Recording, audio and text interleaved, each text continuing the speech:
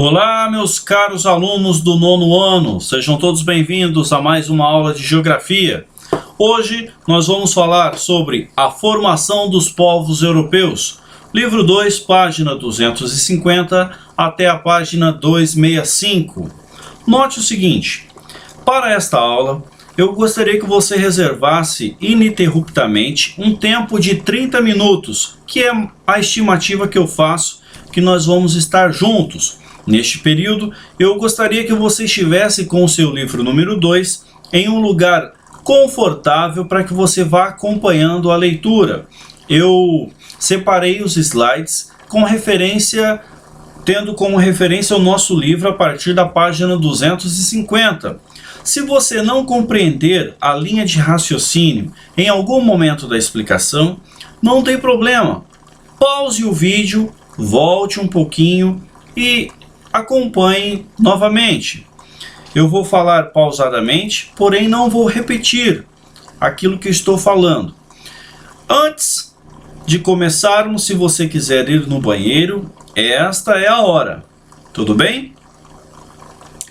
Vamos lá então. Abra na página 250.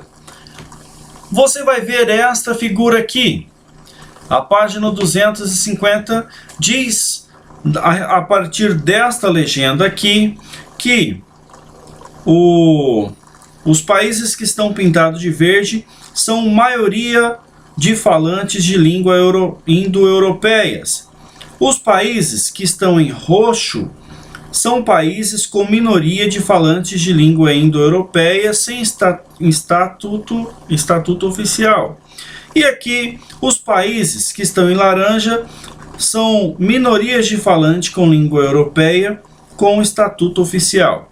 Agora observe o Brasil, aqui na América do Sul, a América como um todo, com exceção da Guiana Francesa, aqui, e a Europa, e a mesma Austrália, e a Índia, e aqui parte do Oriente Médio. Você vê claramente a influência da Europa sobre os idiomas falados no mundo. Agora, na aula passada, nós falamos bem a respeito sobre a Europa não ser um continente do ponto de vista geológico, mas do ponto de vista cultural. Geologicamente falando, podemos dizer que a Europa seria uma península da Ásia ou uma extensão territorial da Ásia, mas a sua característica principal de cultura específica e muito singular e a sua influência para o resto do mundo fazem com que a Europa seja reconhecidamente um continente. Na verdade, o velho mundo, um continente onde o berço da civilização ocidental floresceu, desde a cultura grega e romana, passando pelo desenvolvimento medieval, vinda do cristianismo para o ocidente e a difusão dos valores e ideias do renascimento, o humanismo, o renascentismo e a burguesia, a propriedade privada, ou seja, o mundo como nós conhecemos depende dos europeus. Nós temos três pilares básicos da nossa cultura: a religião judaica cristã, difundida principalmente pela Igreja Católica até o século XV e XVI, depois a Reforma Protestante, contribuindo para esse papel, mas se desdobrando dentro do cristianismo europeu, a filosofia grega e o direito romano, que são pilares nossos para o Ocidente. Então, a pergunta é: como que um continente tão pequeno e com tantas variações culturais, ele pôde interferir tanto na cultura do planeta? É exatamente isso que nós vamos ver agora. Note aqui, a partir da página 252, nós vamos ter esse enunciado: os povos europeus e a formação linguística. Se você olhar esse gráfico que tem aí disponível aí na página 252, você vai observar que mais de 75% do idioma falado, 80% do idioma falado na Europa eles são basicamente germanos, latinos e eslavos. Quem são esses povos? Como eles se formaram? Bom, os germanos vêm do norte, ou a Europa Central e Norte.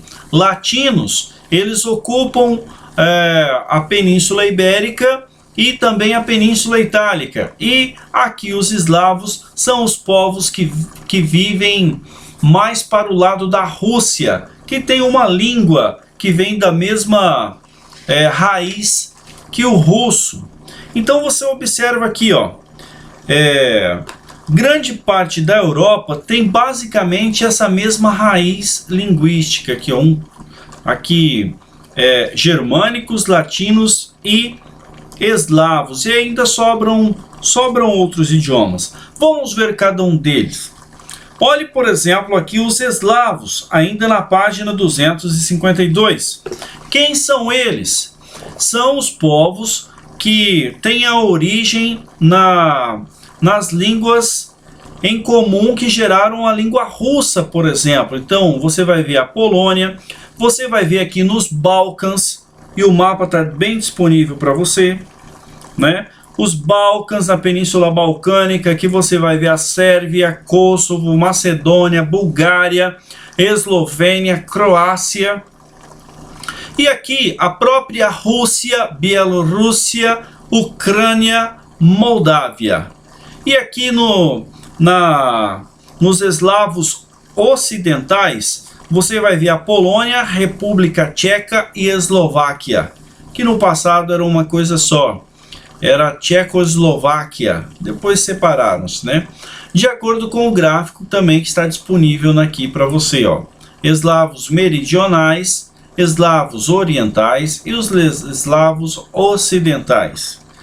Olha aqui parte da cultura eslava. Essa figura tem aqui para você na página 253. E eu acrescentei essas outras aqui para colaborar no nosso entendimento. Note que a roupa russa, ou a roupa eslava, ela é fruto do homem adaptado ao meio em que ele vive. Na Rússia é extremamente frio, Polônia também faz muito frio. Então você vai ver basicamente essas vestimentas características do lugar, os chapéus bem aquecidos, ó, tá vendo aqui? As roupas largas, simplesmente para poder proteger mais do frio, e assim por diante. Então, são herança dos povos eslavos. Algumas são roupas típicas, né? Roupas típicas. A gente vê isso aí de vez em quando na TV, né? E os povos latinos, que também formam a população da Europa.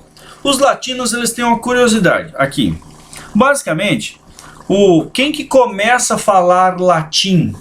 Os romanos, os etruscos. É o primeiro povo de língua latina. Então é a origem da civilização romana. Lembra lá de Roma, Império Romano?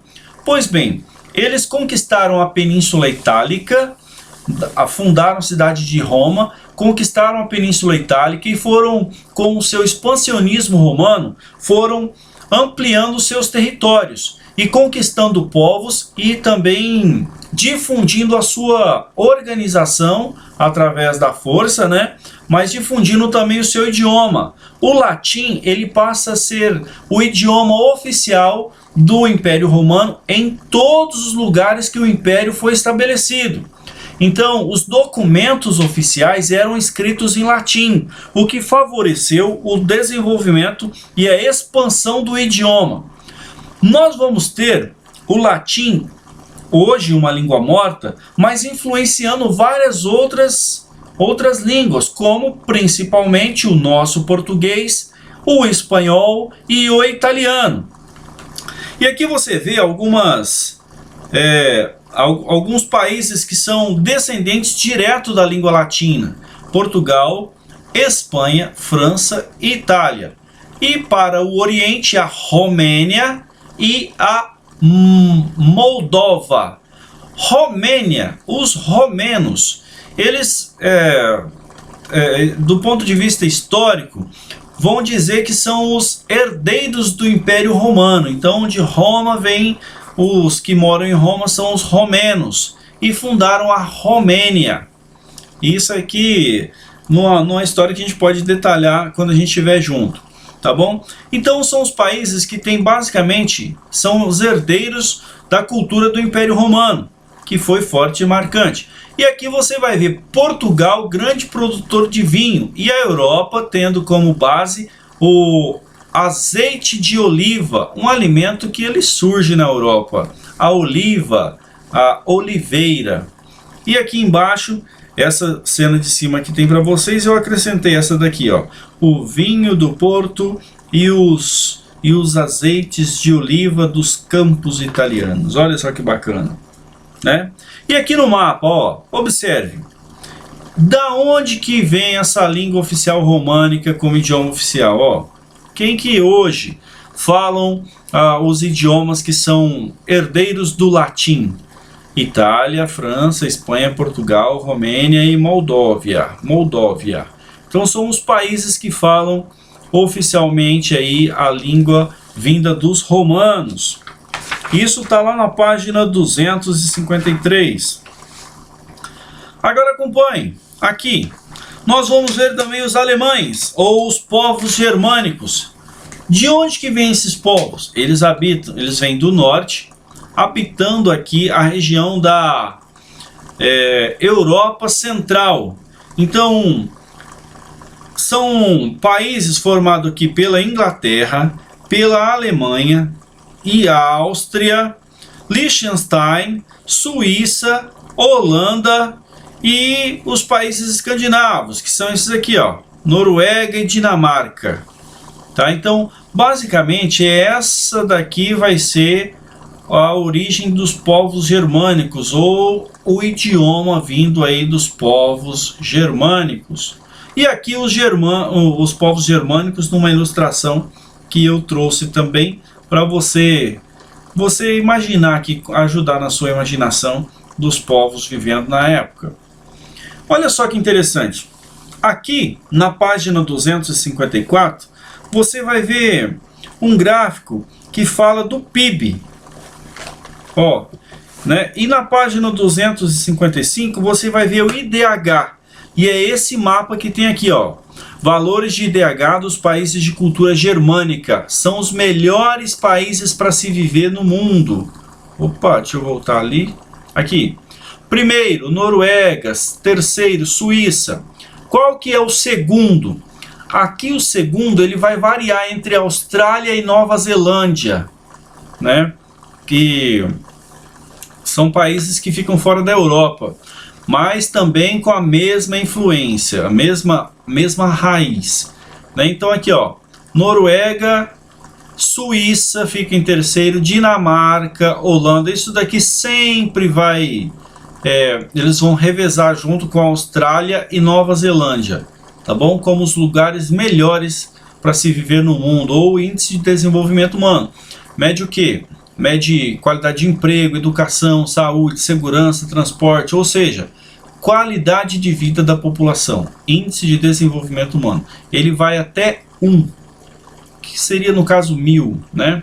Olha só a Noruega e a Suíça, e a Dinamarca, e a Holanda, e Liechtenstein, a Alemanha. Um fato curioso é que grande parte dos imigrantes refugiados da Síria ou os migrantes econômicos que vêm da África, eles cruzam o Mediterrâneo com o objetivo de chegar na Alemanha. É um país que tem muita necessidade de mão de obra e é um dos países mais ricos da Europa. Mas aí eu trouxe um para comparar aqui. O que isso quer dizer, né? Talvez, aqui tem a Noruega ser o primeiro do mundo. E o Brasil? Eu trouxe o ranking para você ver qual que é a colocação do Brasil. Olha aqui. O Brasil está na colocação 79 do ranking, né? Olha só. Olha só. 79ª colocação. Olha o IDH do Brasil. Aqui, esse mapa aqui está um pouco demonstra claramente aqui, olha lá, Noruega, né, Suíça Lembra que eu falei que fica revezando? Né? Mas basicamente o IDH é o mesmo. Olha o Brasil lá atrás, quase na 80ª posição com relação à qualidade de vida. Para você ver o quanto que o padrão europeu de qualidade de vida é alto, não é? Então aqui você vai ver também os fino-húngricos, celtas e gregos, que são aqueles povos que são minoria, mas que acabam tendo uma cultura particular, uma cultura própria. E aqui você vai ver que esse caldeirão de cultura promovido na Europa, ele vai influenciar diretamente nas disputas. Olha só, aqui na página... deixa eu achar aqui. Ainda na página 253, nós vamos ver essa divisão territorial e essa fragmentação, lá na página 256, demonstrando claramente que esse caldeirão cultural da Europa fez com que sempre a Europa fosse palco de grandes disputas. Primeiro, desde a época do Império Romano, onde os chamados bárbaros invadem o Império e tentam conquistar Roma, e conquistam mesmo. Roma cai em 476, graças às chamadas invasões bárbaras. Mas de lá para cá, desde a época dos reinos, da Idade Média, depois dos reinos da Idade Moderna, culminando com a Primeira e Segunda Guerra Mundial, a Europa sempre foi palco de grandes conflitos, grande interesse. À esquerda aqui, uma imagem da Guerra das Trincheiras, Primeira Guerra Mundial de 1914 a 1918. Guerra das Trincheiras porque as tropas ficavam em trincheiras, numa condição de vida totalmente insalubre e sem ganhar um palmo no terreno. E a Segunda Guerra Mundial com a participação dos Estados Unidos entrando na Segunda Guerra, já com grande quantidade de tropas. Na Primeira Guerra ele participa também. O Brasil participa das duas. Na primeira, mandando principalmente médicos, e na segunda, lutando propriamente no campo de batalha, sobretudo no fronte italiano. Uma batalha histórica é a conquista de Monte Castelo. E aqui você vai observar aqui, ó, eu trouxe um mapa aqui do quanto a Europa ela vai ser dividida, ó. O quanto que as áreas de influência dos países elas vão sendo disputadas palmo a palmo, porque os países eles são muito diferentes alguns dos outros aqui, formando grandes atritos e problemas de difícil resolução. Pós Segunda Guerra Mundial, a Europa viveu um período de paz, até hoje. A Europa vive, depois da Segunda Guerra Mundial, um período de paz que nunca antes ela tinha experimentado na sua configuração histórica. Por quê? De 1945 para cá, os países decidiram que fazer comércio é mais vantajoso do que fazer guerra. Bom, poderia ter sido sempre assim? Poderia. Vai ser assim para sempre? Muito pouco provável. A gente sempre observa a movimentação da Rússia, movimentação da Ucrânia, Turquia e as tensões existentes principalmente na Europa Oriental, aqui do Oriental, se divide a Península Itálica aqui da Alemanha para cá. Note a própria Alemanha, por exemplo, que no período da União Soviética ela ficou dividida aqui, e Berlim, a cidade dentro da Alemanha Oriental, ficou dividida em Berlim Ocidental e Berlim Oriental, capitalista e socialista. Então os conflitos aqui sempre existiram, mesmo não existindo guerra pós 1945, a Guerra Fria foi um momento de tensão onde as armas nucleares podiam simplesmente destruir o mundo todo, começando a partir dessas grandes potências. Então, os países de influência asiática, aqui, Rússia e Turquia. Aqui nós vamos ter uma característica muito, muito importante acentuar. Você se lembra que o que separa basicamente a Europa da Ásia do campo de vista tradicional geográfico são os Montes Urais, uma cadeia de montanhas que fica mais ou menos por aqui? Pois bem, a Turquia ela faz parte da Europa por conta da separação do Cáucaso. É essa região aqui, ó. região do Cáucaso. E aqui eu trouxe um mapa mais legível. Esse é o que está na página 257. E este aqui é o que eu trouxe um pouco mais legível aqui para você ver. Aqui você vê a Síria, Iraque, Geórgia, Armênia e a Turquia aqui. No passado, tá vendo bem aqui, ó? Isso daqui é o Estreito de Bósforo. No passado, aqui era a capital do Império Romano do Oriente, Constantinopla. Hoje é Istambul. Aqui o Estreito de Bósforo, o Mar Negro, e é muito importante porque a Rússia só tem saída para águas quentes por aqui, ó.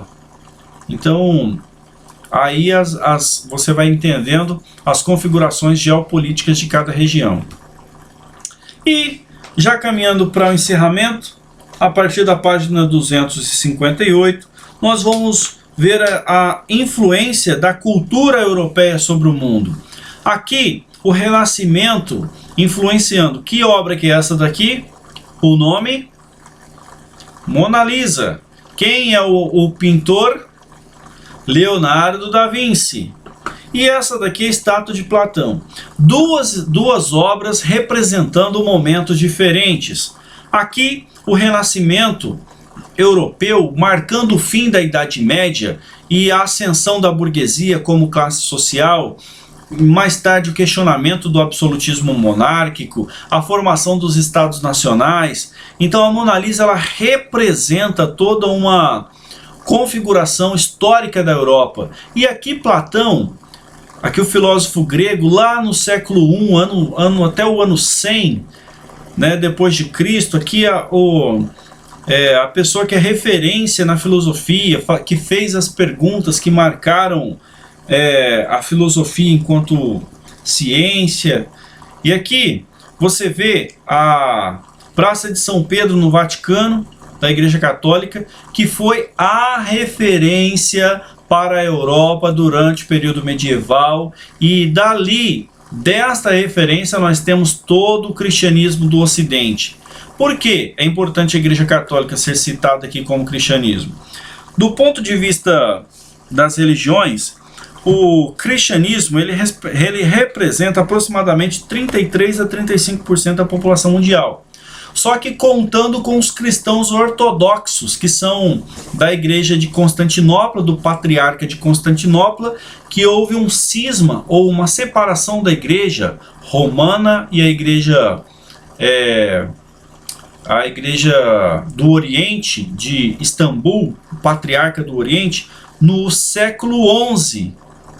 Então, a igreja ortodoxa grega, que é a igreja da Rússia, a igreja dos países eslavos, ela é diferente da igreja católica apostólica romana. São cristianismos que creem em desdobramentos diferentes. Então, nós ficamos aqui na América, nós ficamos com o desdobramento do cristianismo católico, mesmo que mais tarde ele se torne cristianismo, se subdivida em católicos e protestantes e com todas as suas subdivisões, mas nós temos a influência direta do cristianismo católico apostólico romano. E aqui o Palácio de Bourbon, sede da Assembleia Nacional Francesa. Qual que é o valor ou a contribuição da França nesse caldeirão de cultura que o Ocidente recebe? Os ideais de liberdade, igualdade e fraternidade propostos a partir de 1789, com a Revolução Francesa, queda da Bastilha, decapitação mais tarde do rei Luís XVI e a sua esposa Maria Antonieta, um episódio no mínimo marcante para a Europa, que é o fim do absolutismo monárquico, através da Revolução Francesa e depois surgindo Napoleão Bonaparte e tudo mais. Então a gente vê aqui, ó, na página 258, a Europa sendo marcada como um caldeirão cultural efervescente o tempo todo, palco de disputas, berço da nossa civilização ocidental e composto de países que têm idiomas e culturas diferentes, mas com grandes influências para o Ocidente. E olha aí, ó, aqui o mapa do cristianismo, né? Cristianismo, 33%, contando com os ortodoxos. Aqui, ó. Nós do Ocidente temos essa pontinha aqui de Roma, para esse lado aqui do planeta, ó. Aqui na África e até mesmo aqui, ó, na Ásia, né? Mas aqui dá aproximadamente 22 a 23% do cristianismo do mundo. Ainda é um pouco maior que o Islã. Você vê que o Islã é do Oriente Médio, norte da África, são países de tradição arábica, né?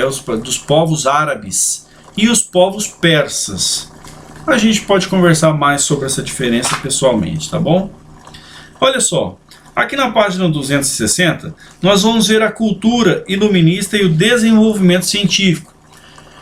É importante a gente colocar que, nesse ponto, a sociedade europeia ela faz uma sistematização do conhecimento científico, que é colocar o passo a passo. Primeiro, observação, coloca-se uma hipótese, tenta comprovar essa hipótese, a refutação ou não, e depois ela se torna lei. O que acontece? Aqui Isaac Newton, ele foi um dos precursores no campo da física, que colocam leis da natureza com base na observação. E aí, primeira lei de Newton, segunda lei de Newton, e isso influencia diretamente o momento de renascimento cultural na Europa. E isso vai ser a base para o pensamento europeu e inclusive o pensamento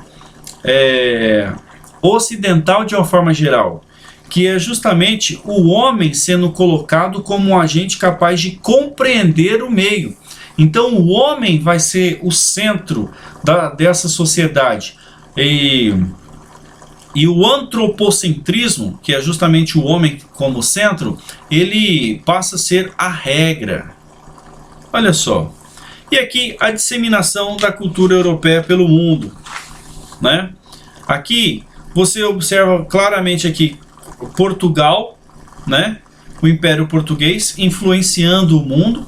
E agora eu vou mostrar a sequência de mapa que estão nas próximas páginas, a partir da página 262, e você vai compreender. O período das grandes navegações, aqui Portugal era uma potência, ó, e Portugal coloniza parte da África. Hoje, grande parte dos maiores países na África que falam português está Angola e Moçambique, e aqui o Brasil. Olha só que interessante. E aí tem vários outros países, e aqui também tem, viu? Na Timor-Leste fala português, aqui na Oceania. Mas olha a influência aqui das regiões que estiveram sob o domínio do Império Português. E agora compara aqui com o Império Espanhol. Então aqui, ó, só os dois países na Península Itálica, na Península Ibérica, aliás, já começam aqui a influenciar quase todo o Ocidente, a América do Norte, América Central, América do Sul, né? O Brasil sendo colonizado por Portugal, mas olha a extensão do Império Espanhol. E aqui o Império Britânico, para acabar de completar, conquistando praticamente o resto do mundo. Ainda tem o Império Francês, mas olha aqui, o Império Britânico dominando o Canadá e fundando as 13 colônias. Hoje esta região aqui é a região que fala inglês, e no norte inglês e francês por conta da influência da França. Mas note aqui, ó, a influência da Inglaterra. Qual que é esse paísinho aqui? Guiana. A Guiana é influência inglesa, junto com a África do Sul, a Índia, olha aqui, e a Austrália e Nova Zelândia. E caminhando para o encerramento, o Império Francês acabando de dominar o resto do planeta, ou grande parte do planeta conhecido. Então aqui você vê que a importância da gente estudar a Europa, ela se faz necessária justamente para você compreender o movimento geopolítico do mundo, do ponto de vista histórico, e o quanto os nossos valores estão intimamente ligados aos valores europeus. Para encerrar, eu quero pedir para você fazer as atividades da página 266 até a página 269. O prazo para essa atividade, eu quero solicitar. Comece agora, depois dessa aula, para aproveitar ao máximo essa explicação. É importante você fazer o exercício agora no finalzinho, tá bom? Não é necessário enviar nada por enquanto. Se você não conseguir fazer hoje, faça até segunda-feira, tá bom? Legal, pessoal. Olha, eu queria muito estar com vocês, ouvindo as suas perguntas. Eu sei que esse tipo de aula é o tipo de aula que, se a gente estivesse junto, você ia perguntando, e a gente ia falar muita coisa, tá bom? Mas logo, logo a gente vai estar junto de novo, fazendo todos os nossos exercícios, tendo a nossa aula pessoalmente, presencialmente. Legal? No mais, continue estudando, mantenha o foco, ânimo, coragem. Logo, logo a gente está junto. Muito obrigado e até a próxima. Tchau.